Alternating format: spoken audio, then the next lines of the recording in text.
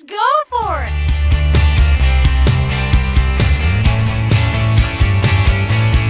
I like the dark stuff. Give me the dark stuff.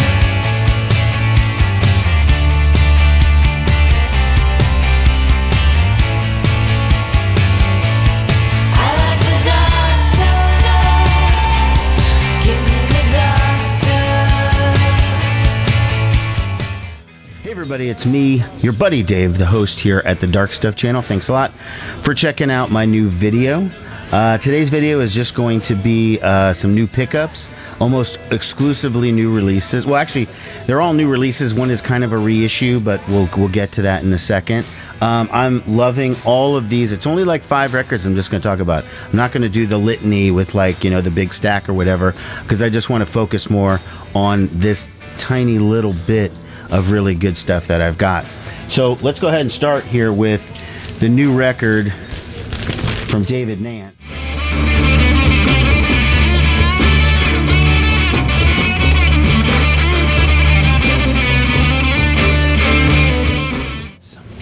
Now, if you've been, it's called Staunch Honey. If you've been watching my channel for a couple of years, I've been talking about this guy. He's from Omaha, where I live. I know him. I wouldn't be as bold as saying we're friends, but we're friendly, you know. Pre-COVID, I would see him out all the time. I mean, Nance played around town quite a bit, you know, more than one show a week sometimes. It's on black vinyl. It's on the Trouble in Mind label. Now, this new record is credited just to him, just to Nance, and last one was the David Nance Group. And I don't know if there's a specific distinction. I mean, I would say in general, it would be kind of like the way Neil Young versus Neil Young and Crazy Horse. Like, it's the same singer-songwriter, the same kind of songs, but just it's presented differently when it's with the band. This is, it's being billed as more of a lo-fi, like kind of return to some of his older stuff. And I think lo-fi can be misleading on this one, because when I hear lo-fi, I think of the 90s and like early Pavement and Sebadoh, Guided by Voices, you know, that sort of stuff. It's not that lo-fi, but it is. They are home recordings. Again, really great stuff. Go back to any of my old videos. I've got live clips of David Nance for years, and talked about his previous like 4 albums that have been on here. One was, I think, my number 1 or number 2 of the year when it came out. This guy is brilliant. You know, I don't have any hesitation saying that. He's a local guy, which I think is awesome. I'm sure if there were not this COVID crap going on, that he would be touring all over the world in support of this record. The band also had a 7-inch on Third Man, which came out a while ago, last year, I think, after Nance and his band opened for Jack White on a couple of dates. And if you're watching this and you're a member of the vinyl community, you no doubt know who Derek Higgins is. He's pretty much the godfather of the vinyl community, and he's probably its most popular member. I'd say he definitely is. In terms of subscribers, he has like 30 or 40,000, something like that. Anyways, he is now a member of Nance's band, you know, for whatever that's worth, because, you know, there's no one's touring. You can't play. So, but it's still cool, because whenever they do play, you know, Derek will be a member of the band. So I think that's really cool too. So if you're a fan of his channel, he probably already mentioned it, but if not, you know, he's in the new David Nance band. Not playing on this record, but you know, anyways. Again, it's called Staunch Honey, new record from David Nance. Wondering how I got here. A million times tongue-tied, spit it out. Never mind, I think I'm addicted to the fear. Okay, next up is the brand new record from Deep Sea Diver. It's called Impossible Weight. Just came out on the High Beam label. It's put out through High Beam through ATO, which is a pretty big label. I don't know if it's technically considered a major, but it probably is. It's a single album, but it's a gatefold nonetheless. It's on this really cool orange vinyl. Great inner sleeve with the lyrics in big enough print that I can actually read it. I'm almost 50 years old, guys. I can't read the small print. Okay, so orange vinyl there. Deep Sea Diver is a band that I've been aware of on the periphery for a little while. I do have their previous records. This is called History Speaks from, I think, 2012. Secrets from 2016, and I think this made my top 20 of that year. Deep Sea Diver isn't so much a band as it's this woman, Jessica Dobson, who's a guitarist, multi-instrumentalist, and singer, and really, really talented. She writes the songs. And in addition to doing this Deep Sea Diver band, she's also a studio musician and touring musician, and she's toured with a ton of bands, but the ones you know the best would be Beck and the Shins. So she obviously has chops if she's being able to play with somebody, two bands of that caliber that are that well known. The record is really, really well written, great production, indie rock with a woman singer. Obviously, Jessica Dobson is the singer. Her husband plays drums on it, and I don't really know who the rest of the band is. I think she has a rotating cast of people, but the songs are smart.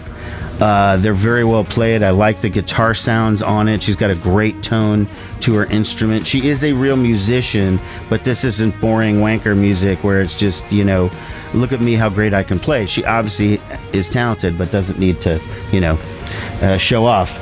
That's her on the back of the record there. Okay. Sharon Van Etten, who's an amazing artist on her own, appears on this record on the title track, Impossible Weight. Which, if you have the Sirius XM and you have the, I think it's called XMU, that plays like indie rock, apparently they play the shit out of that track on XMU. I haven't heard it yet. Sirius was for Howard Stern, and pretty much I don't listen to anything else, but that's a side note. I like every song on the record. Everyone is very well written. It's very well played. She's just an exciting artist. I posted something on my Instagram and showing that I was playing the record, and she commented back about, thanks for spreading the word.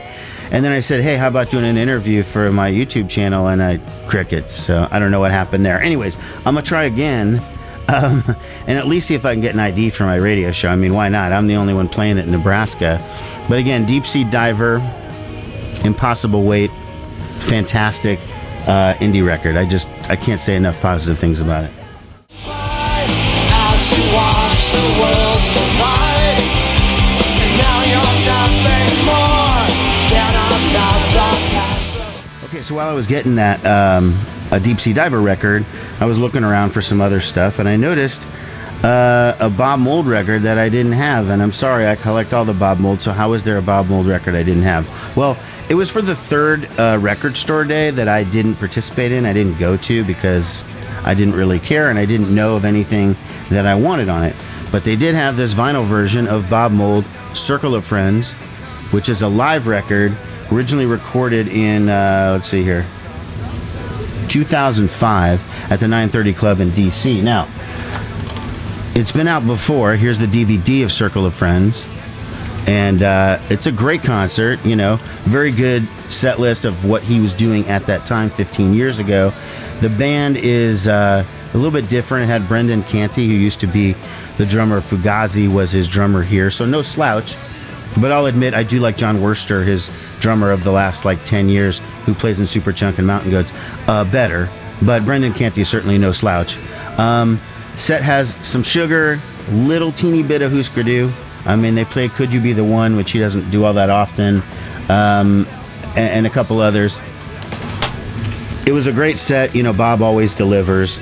The packaging is pretty awesome. They shoved two records into one thing. It's not a gatefold, but, that's a minor complaint. See-through vinyl. Pretty awesome. Again, the design is typical Bob Mould. It's very cool. My only complaint, is that I put it on the turntable and it's mastered so fucking quiet. I just can't get it loud enough. I mean, I don't understand that fascination of having it be so quiet. I remember people used to talk about, the loudness wars and how they were making records too loud. I don't give a shit. I want it loud. I don't understand. When I was a kid, teenager, even into my 20s in the early 90s, you bought a record, that was the way it was, and it sounded the same on everyone's system. It wasn't a question of I can't get this thing loud enough. I mean, 5 is 5, 7 is 7, 10 is 10.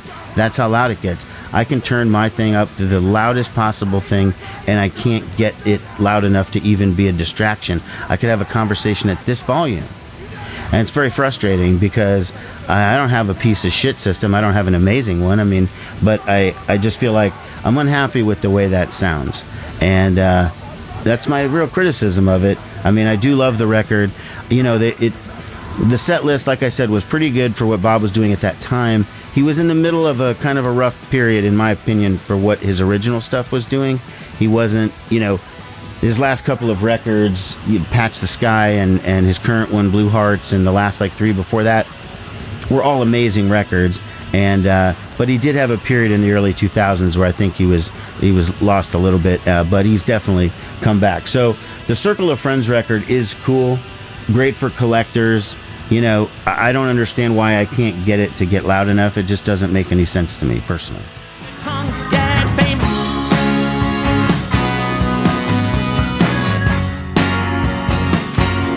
You should be famous.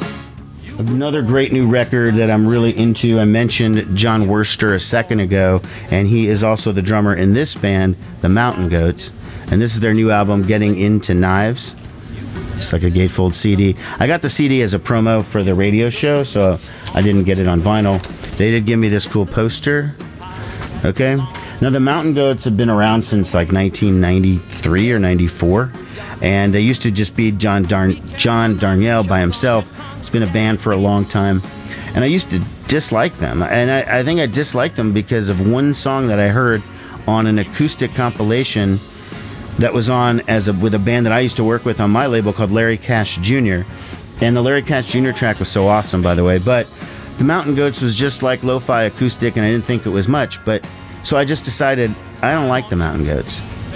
And then about 4 or 5 years ago, I gave them another chance, and I went and saw them live with Worster and the band. And I've liked all of their last like 4 records, and I am digging deeper into their back catalog because I just wrote them off incorrectly. So again, it's quirky songwriting. It's definitely not for everybody. John Darnielle has kind of a nasally voice. The lyrics are like, you know, clever and stuff, which some people get annoyed with, I guess. I don't know if you catch my meaning on the cleverness, but anyways, I think it's great. I'm pissed that I blew these guys off for like 20 years and never paid attention to them, and now it's like I'm forcing myself to go back with a band that I could have seen probably 20 times over the years too, so it's kind of frustrating.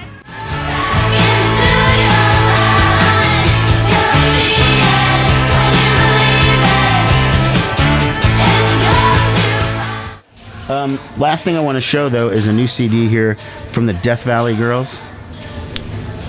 Okay, and the album is called Under the Spell of Joy. And this is a hard band to describe. They're an indie rock band. They're on the Suicide Squeeze label, which has been putting out a lot of great stuff over the past like 10 years or so. You know, they're compared on this thing to Bully, Coat Hangers, Ty Segall, Sleater Kinney, Priests. I suppose that's fine. There was a point in this album when I was listening to it, and I got lost. I thought it was like the Stooges because it had this crazy freak out session, and there were like saxophones going on certain songs, and then other songs are just super just nice catchy indie rock. So it's kind of all over the place. That's why I dig these guys. I almost dismissed it because I thought Death Valley Girls was Death Valley High, which was this band I heard a couple years ago, and I hated it. So I almost like just put this on my trash stack, you know, when I get a bunch of stuff for the radio. I'm very glad I didn't. This is a really solid record. Again, Death Valley Girls, Under the Spell of Joy. It's not just, maybe if you hear a single and you're like, I've heard this before. It sounds like, you know, indie rock. Go a little deeper into the record. There's other layers to it, is all I'm saying. All right, friends, thanks a lot for watching this video. I've got another one coming up soon, somewhere down the line, where I'm going to go through the new Replacements Pleased to Meet Me box set, which I know has already been out for a little while, but you know how good my Replacements videos are, right? Okay, thanks for watching, everybody. Take care. Bye-bye.